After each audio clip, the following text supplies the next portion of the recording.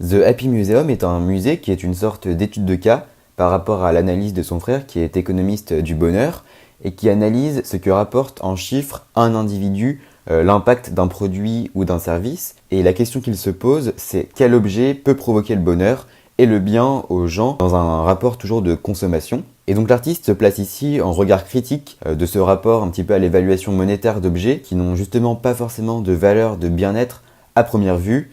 On a donc pour tous les objets exposés à cet étage une sorte de face cachée, comme un iceberg, avec toujours un cynisme et un humour très particulier que l'on peut retrouver sur les cartels de l'exposition. Donc par exemple, la première œuvre que l'on voit en arrivant à l'étage, c'est Foundation. À première vue, c'est un tas de poudre de maquillage, mais qui est en fait un maquillage très particulier parce qu'il permet aux caméras de prendre une image qui ne sera jamais perturbée par le temps, qui permet de garder une image naturelle, et il est notamment utilisé par la chancelière Angela Merkel, comme s'il y avait besoin d'un filtre Photoshop avant Photoshop. Et avec tous ces objets, on est donc dans la qualité et la quantité de bonheur qu'ils peuvent apporter. On se satisfait de ces objets très matériels, plus par plaisir que par besoin. Et la manière dont tous ces objets sont disposés peuvent rappeler un petit peu cette idée d'exposer des pièces à conviction, mais on se sent comme dans une boutique très nacrée avec des socles très lisses.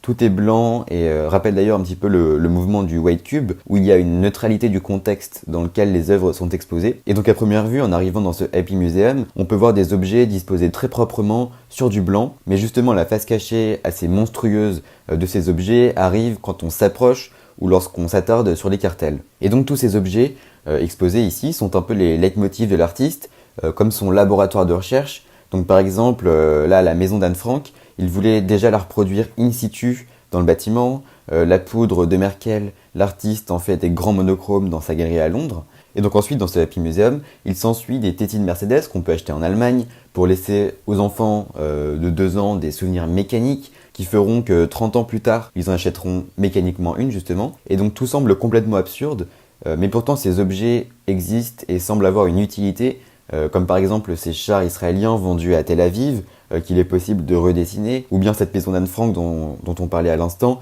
qui est directement en lien du coup avec la statue de cire qui est au-dessus, la Kness, qu'on peut d'ailleurs voir d'un point de vue scénographique depuis le Happy Museum. Et donc dans ce kit de construction, le but est de retrouver où exactement se cachaient les gens. Et donc la dernière œuvre du côté droit, tout au fond, est assez intéressante car elle a un regard un peu histoire de l'art. Qu'est-ce qu'une œuvre d'art si on la dérive sur toutes sortes de produits de merchandising? Pourquoi être fasciné par avoir des tournesols sur sa trousse ou sur son t-shirt?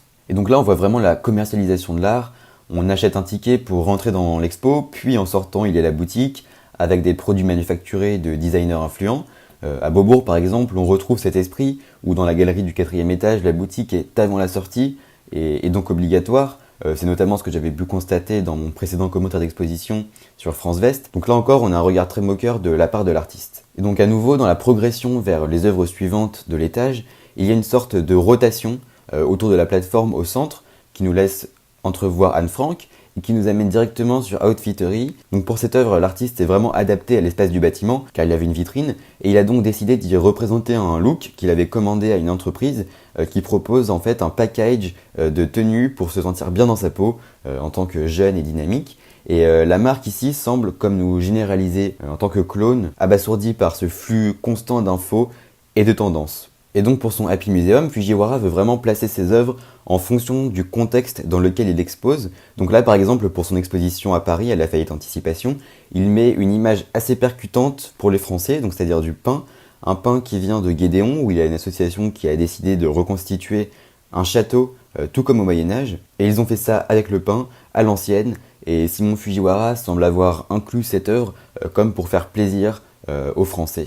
Et on finit enfin avec Choose Love, qui est comme un magasin à Londres, dans les quartiers riches, qui propose d'acheter des produits de première nécessité aux gens et de les laisser à la caisse à la fin, parce que tout ça est renvoyé en Grèce pour les migrants. Donc c'est un petit peu la bonne conscience que se donne le consommateur, mais ça c'est une vision très simple, qu'on retrouve d'ailleurs partout dans le Happy Museum. On part de faits et on en fait toute une installation très propre qui donne à réfléchir. Et finalement on voit qu'il y a ici un rapport très politique qu'on retrouve un peu tout au long de l'exposition, par rapport au fait déjà qu'ils ont réalisé vraiment une étude avec son frère qui est donc économiste du bonheur, qui a analysé des données. On est également beaucoup dans une vision très marketing, très corporate. On a une vision mécanique et monstrueuse du bonheur, mais l'artiste prend tout à fait à contre-pied cette vision en ne montrant pas ce que peut rapporter un objet en termes de bonheur, mais plutôt quel objet a été consommé pour apporter du bonheur en gardant un esprit très absurde et cynique. Et donc en nous montrant ces 10 mises en scène d'objets, l'artiste, comme un coup de poing, s'adresse à nous directement qui sommes témoins de la vie de ces objets et nous semblons même victimes d'eux, très dépendants. Et en rentrant dans cet étage avec un set design très propre qui peut rappeler les Apple Store, on semble d'ailleurs être des acheteurs potentiels en fait de ces objets qui sont exposés avant que nous nous rendions compte justement de leur absurdité, voire de leur dangerosité.